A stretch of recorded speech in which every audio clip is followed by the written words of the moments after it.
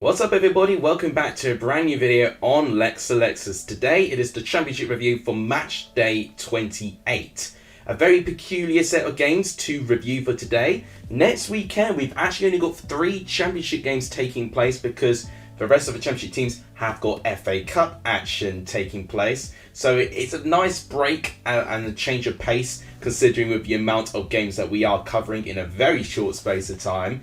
This will be really interesting to hear your opinions of what you thought of your team this weekend, Championship or Premier League. Please let me know what you thought of this weekend in the comments down below. Before we move on the left hand side of the screen is the updated standings of the Lexalexus Football Prediction League. And we've got a 2-point gap at the top between Charlie and Wallace and Gromit fan. Will that gap reduce with only having 3 games next weekend? We can only wait to find out, but it's looking like it's going to be a real 2-horse race unless myself or James Macy start getting a bit of consistency. I'm up to 4th, which honestly, considering where I was, I would take that wholeheartedly at the moment, and I'm hoping that I can go on a bit of a sprint finish in terms of the championship predictions this year. If you guys liked what you see, please smash the like button. As you can see, our target is 25 likes. If we can get that, that would be absolutely amazing. If you've not hit the subscribe button, please do so, because we're really close to 1,600 subscribers. We're less than 5 subs away as of recording, and also 2,000 subscribers is definitely a goal I think we should go for before the end of the season. I'm thinking about it, it is only 18 games left to the end of the season. Can we get 400 odd subscribers at that time? Definitely can be done, but you guys are going to have to really smash it. So please do hit the like button and hit the subscribe button if you've not done so, and please share the channel too, because all these things really do help the growth of this channel. But without any further ado, let's cover everything I saw in these championship weekend games.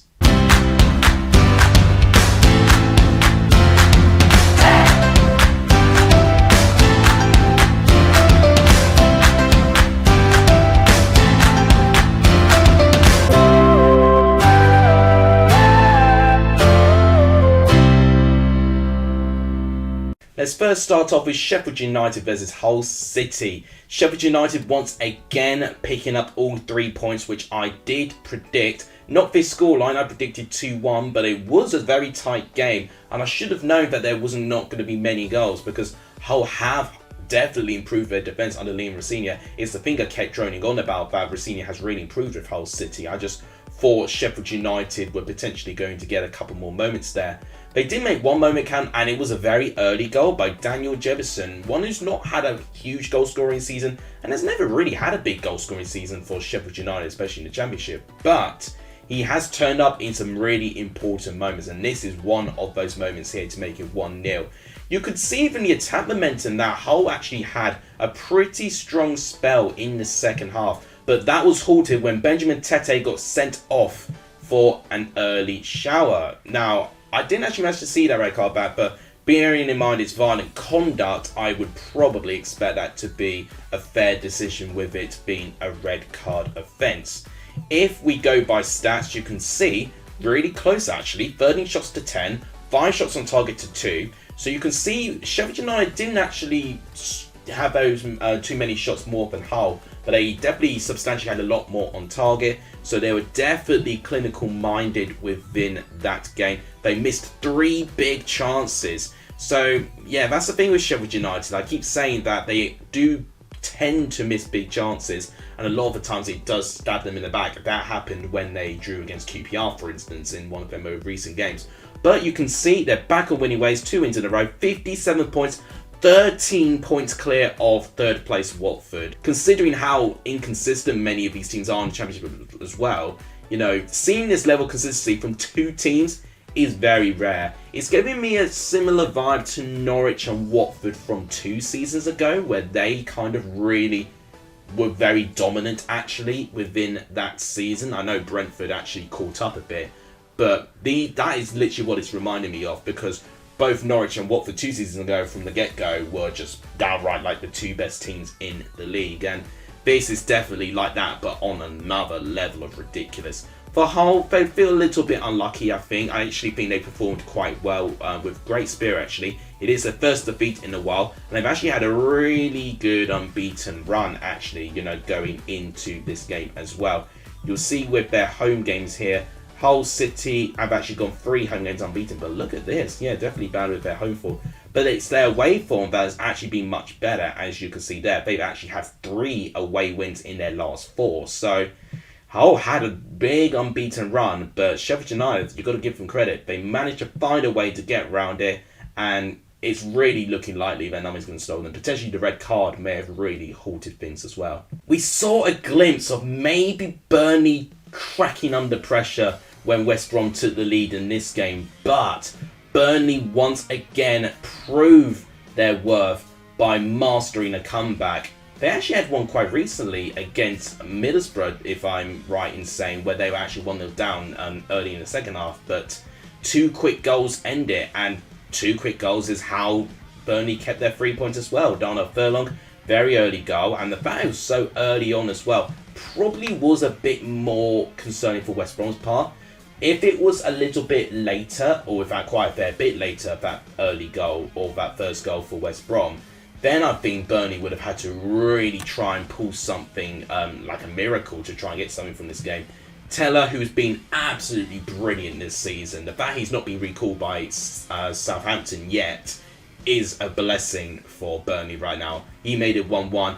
And then a moment of magic from Scotty Twine. We've not seen Scott Twine barely at all this season. He's been so unlucky this year with the injury he has picked up right at the start of the season. It's not been a great year for him, or at least the second half of this calendar year.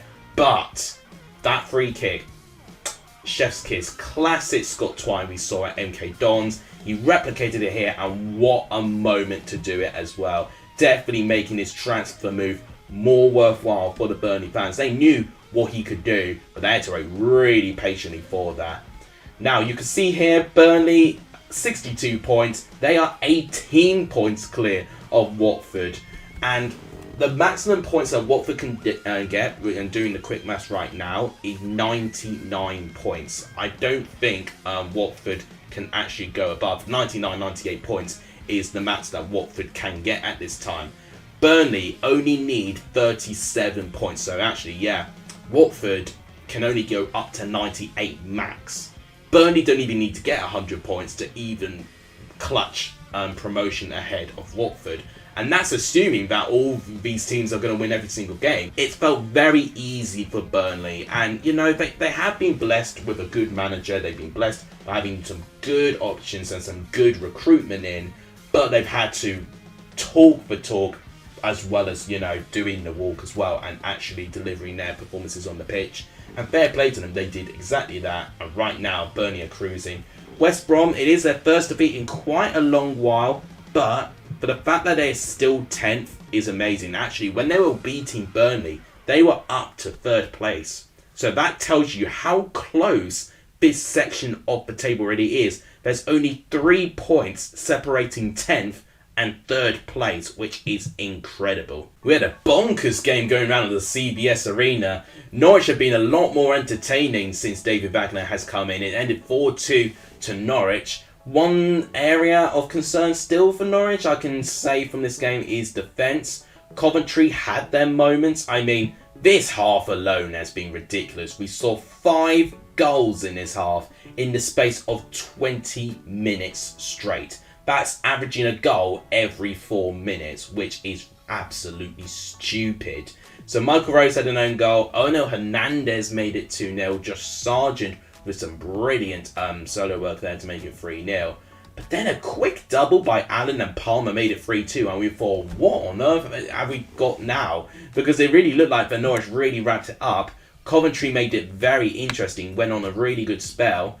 But as soon as it got to half-time, I think Norwich managed the game very, very well. You can see with that tap momentum there, it looked like Norwich were going to score next rather than Coventry. So they dealt with that good 6-minute spell from Coventry actually quite well in the end. So definitely in terms of conceding shots, I mean to concede 11 shots, 4 on target as well. Defence still is a big area to work for Norwich for me. But you can see they missed 2 big chances, so they could have even scored more than 4. And I think they had some one-on-one moments that they missed. Hit the woodwork as well, so could have even been more than the 6 goals than we had in this game. So we were absolutely spoiled. And look at that. Norwich, just like that, with 2 wins in a row, are back in the top 6, albeit it is only on goal difference. Millwall actually have the same amount of points. And actually, both Luton and Millwall have a game in hand over them, which is quite scary to say within itself. But you can really see how tight it is in this table here. You know, consistency here is very key now. With Coventry, they're down 15th, but look at this winless run that they're currently on. Coventry really need to try and pick up a win from somewhere. And one of their problems for me has been goals. You know, defence is something that I tend to pride them with. But this game, though, that they really were subject to a lot of hard work with Norwich's confident front line. So, hoping that Coventry have a couple of more straightforward-ish games. I wouldn't say any game in the Championship is straightforward. But they've got Huddersfield next, considering that they are a team in around the bottom 3 and Coventry should be strong at home. This would be a good game that they would feel that they should win. But confidence plays a big factor as well. If they're not going to be confident in that game, they can forget trying to win, because Huddersfield will smell that and they will be gunning for it, because they'll be wanting to try and get some points on the ball to try and build on from trying to get out of the bottom 3. So should be an interesting contest, that Saturday game. Birmingham and Preston ended 2-1 Preston, and I'm kicking myself for not predicting a Preston win. Birmingham have had consecutive defeats, and it's 5 straight defeats now for Birmingham going into, for the weekend now. And Preston are notoriously better away from home. I can't believe I didn't back them here. I know Preston recently have been performing a bit below par, but I should have really sensed that Birmingham were really struggling and Preston are just better away from home. So that is one prediction I was furious at myself about, but I didn't back in the end. So Preston practically got the game done and dusted with 2 early goals. Ledson and Brown scoring 2 minutes of each other. Alan Brown's first goal of the season, by the way, as well. So good on him for that. Lots of changes by Eustace, and eventually they got something with Jukovic making it 2-1. But by that time, they could have had a better attack momentum there. But it's clear what they used with their stats. 10 shots to 8, 4 shots on target each. So having way more on the ball than Preston, but just doing nothing with it. And I think that's going to really frustrate the fans if they do not address that anytime soon. Good win for Preston, actually. It reunites them actually back in the top half of the table. 2 wins out of 3 now. So not doing as bad as I said. But as I said with Birmingham, you can see here 5 straight defeats. And now only 6 points ahead of Huddersfield, where Huddersfield have got 2 games in hand. So Birmingham looking very safe a couple of months ago. But now they are almost sleepwalking back into where they're used to, a relegation battle. And that's really sad for the Birmingham faithful, who were seeming very optimistic for this season. We're witnessing a moment of history, ladies and gentlemen. Blackburn Rovers, in the 28th time of asking, have finally drawn a game. I mean, I couldn't even fathom the fact that Blackburn have actually drawn a game now. This is their first draw. And I thought, okay, 1-1, maybe, just a very typical scoreline. But then just the penny dropped in my mind thinking, wait, this is Blackburn's first draw, and we are nearly at the end of January, which is absolutely crazy. So every team's got to have a first time for everything. And look at that there, that gorgeous one right on the draws now. I still can't believe they're 4th place in the table with 13 defeats, by the way. So that game was actually a pretty entertaining game for what I can see. It was definitely quite scrappy in the first half. Second half, it opened up a little bit. Bradley Dack, you can see, scoring quite early on in the second half there. But Antoine Semenyo with some good work, making a 1-1. Red card now. Right. So, I am very disappointed that Daniel Ayala got sent off there. Considering the second yellow he was given for, I don't even believe it was the last man. I just personally think it was a very soft challenge, and the referee has given a yellow, which meant Ayala got sent off. I just don't think that contact there gave him the right to get a red card. Let me know what you thought about that red card in the comments down below. I'd like to hear your opinions on that. So that was a shame, because I felt Blackburn could have tried to build something from that, and I think definitely having that extra man down took the win out of Blackburn's sails, and that I think definitely very contributed to the game staying as a draw in the end. But you can see actually, in terms of creating chances, Bristol City did slightly better. 11 shots to 6, 3 shots on target to 2, 6 off target to 4 there. So creative-wise, Bristol City did slightly better. And look at that, 3 big chances and 2 missed. Very frustrating times again for Bristol City, where they've got their attacking players, but they're just not taking their chances. It is actually 4 games unbeaten, as you can see, for Bristol City. So they're starting to churn in points. Albeit not many, but they are starting to creep away from the danger of the bottom 3. They've really got to keep this going though, and I really do think the pressure is rightfully on Nigel Pearson, honestly. So I definitely think Bristol City's still got a lot of work to do. Blackburn, for me, they are really not looking like a team that's going to look like that. They're going to stay in the top 6. I mean, what they're doing is not going to be sustainable if they're going to want to be a top 6 team, in my opinion. So they really got to try and reignite that confidence and that arrogance that they had at the very start of the season, and just to be more clinical, because that's exactly how they managed to get into that position at the start of the season, because they were really clinical, but they've kind of lost that a little bit. So they need to try and regain what they did so well in the beginning of the season. More doom and gloom for Cardiff City as they lose again, this time to the hands of Millwall, as it ends 1-0 to the away side. And that away win for Millwall, whilst it's a very small away win, Tom Bradshaw scoring the only goal, it puts them in 8th, but they're on the same amount of points as Middlesbrough, and they've played 1 less game than them as well. So that win is actually quite a very important win for Millwall, to be honest. Cardiff definitely had their moments. They weren't able to create anything. They actually did create some stuff in that game, but just the same old story with Cardiff, just not being clinical enough. 22 shots, but only 4 on target. I don't even need to do the maths. I mean, that is 1 in every 5 shots you have on target. It's even less than that, because that would only get to 20 shots, and they had 22. So that is very shocking. Meanwhile, with Millwall, they had 6 shots on target, meaning they have a shot on target on 1 every 3 shots. And in fact, it's slightly less than that, actually. So Millwall looking much stronger in terms of being clinical with the chances that they create. 1 big chance missed from both teams, which potentially could have made the game a little bit more interesting if one of the teams took their chances. But Millwall took their win really, really well. Cardiff, on the other hand, 21st, 29 points, 2 games played more than Huddersfield, and Huddersfield got a 3-point gap to breach.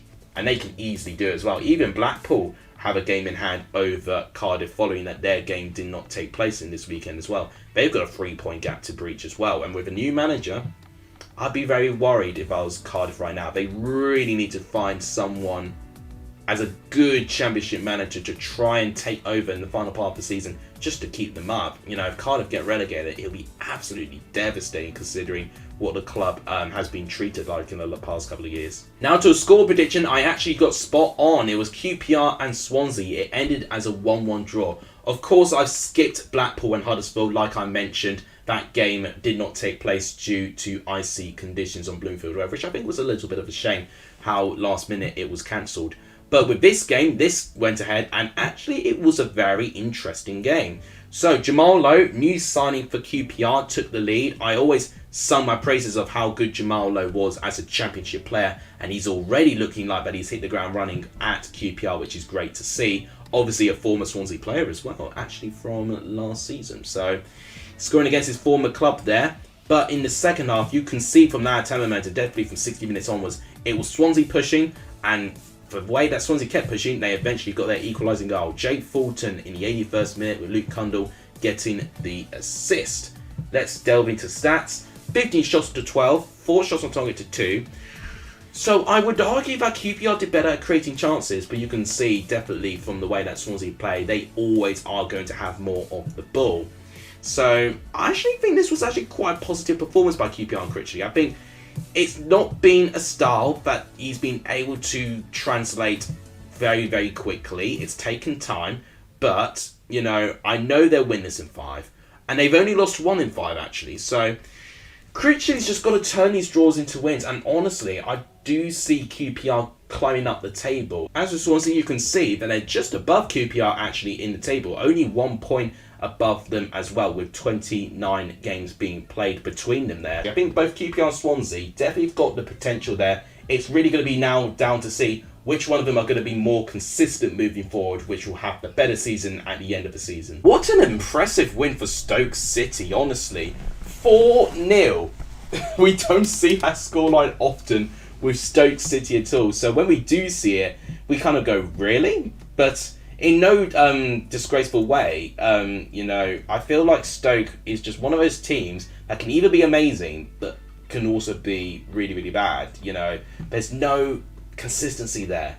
And this is what I want to see more with Stoke, because they've got the players. Look at the goal scorers. You've got Smallbone, who's a decent player at this level. Tyrese Campbell. Got Jacob Brown, who's an alright championship striker as well. And Dwight Gale, who's been top goal scorer in the championship before. His first goal for Stoke City as well. So this was one of the very few times where I think it all clicked. I do think they were quite fortunate at times with their goal. I think Dwight Gale's goal was very, very fortunate. But you can see from stats, 16 shots to 7, 7 shots on target to 3.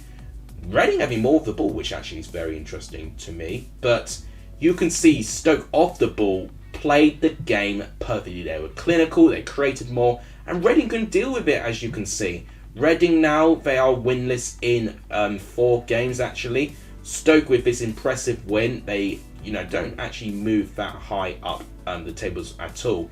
But look at that, they had 3 defeats in a row. But now that one win there, that 4-0 win there, I'm hoping for them they can now actually start getting some consistency now, because I think Alex Neil is a good championship manager. I think they have got a great squad on paper. They just got to make sure that they are consistent, and that's really been the area that they've fallen short in. So a peculiar result, but one that never surprises me, because it's the championship and you can never predict every single game to be spot on.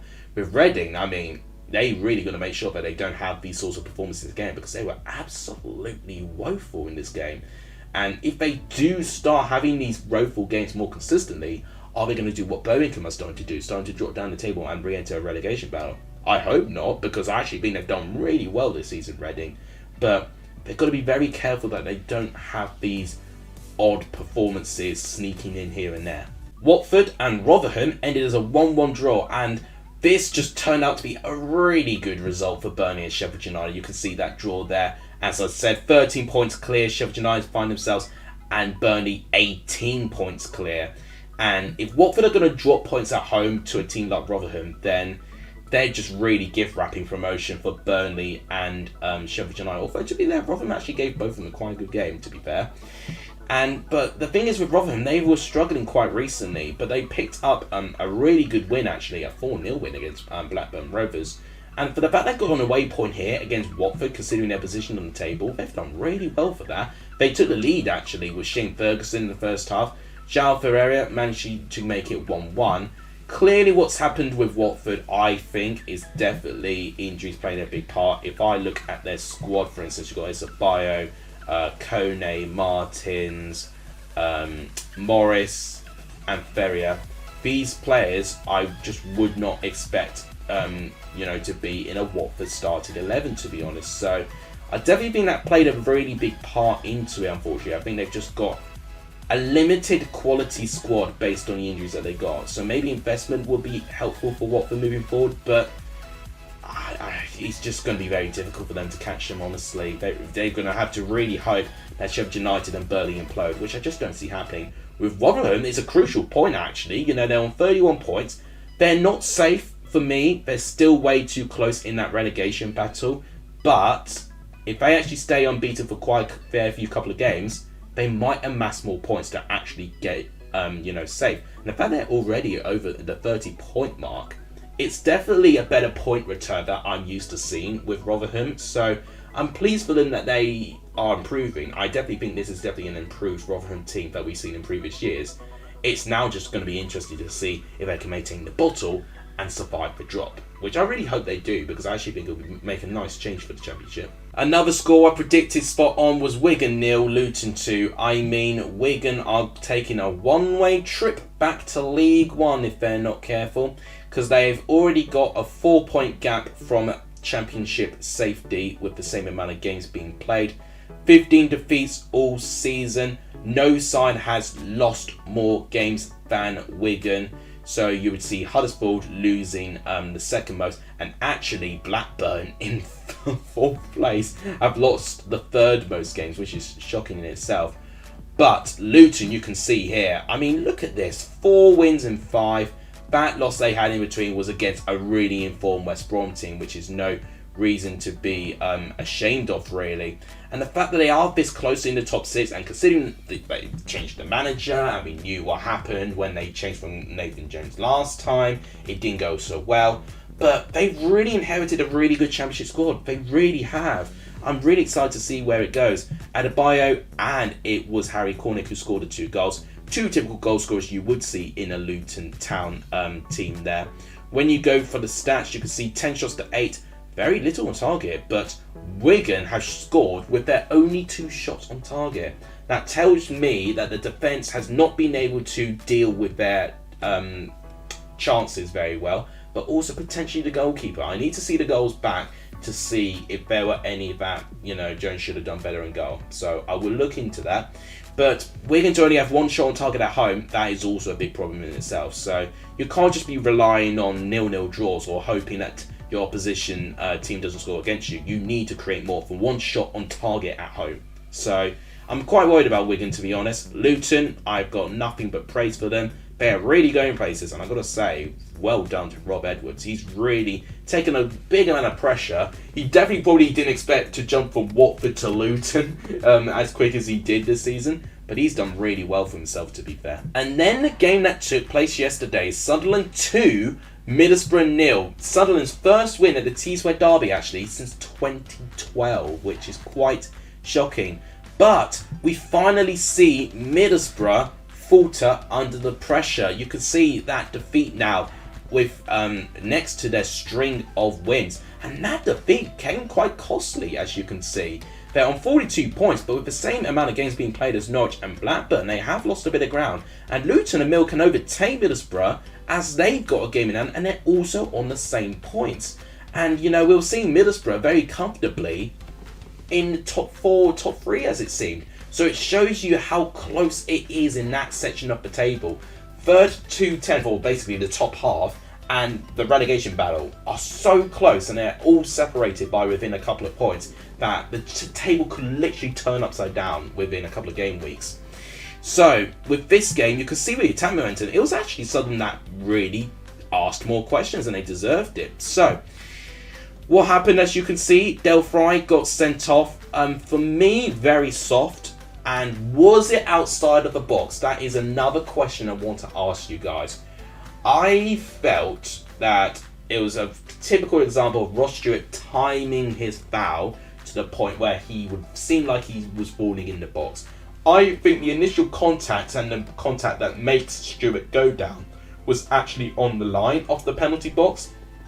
So for me, I did not think it was a penalty. Red card, I can understand being given, although a lot of people were not happy with that. They say he dived. But if you're going to make any contact with the last man, you're really putting yourself in a lot of risk. And defensively, it means that you've been really exposed. So Ross Stewart took the penalty. It was saved by Stefan, but Stewart did get the rebound in the end. And I really would say this always when you're seeing an opposing team taking a penalty. As soon as they kick it, just literally dash forward, because you just never know. And this was a classic example of Stefan really needing his teammates to really help him out there. But Stefan didn't really palm it too well either. It was a very easy rebound for Stewart. And then Amad Diallo, who I swear has really just come alive in the past couple of games or so and has really turned up. Brilliant solo work with his goal, turning into the penalty box in the way that he did and angling that shot to perfection, made it 2-0 Sunderland, and what a result that was. And Braden White in the northeast area. 17 shots to 14 there, 6 shots on target each. I do think Middlesbrough have been quite poor. I think it was one of the poorest performances I've seen from Middlesbrough since Michael Carrick has taken over. Sunderland, you can see, we were talking about the teams on 42 points there, but Sunderland themselves on 41, and considering that West Brom were high as third, like I mentioned, Sunderland are also in the conversation as well.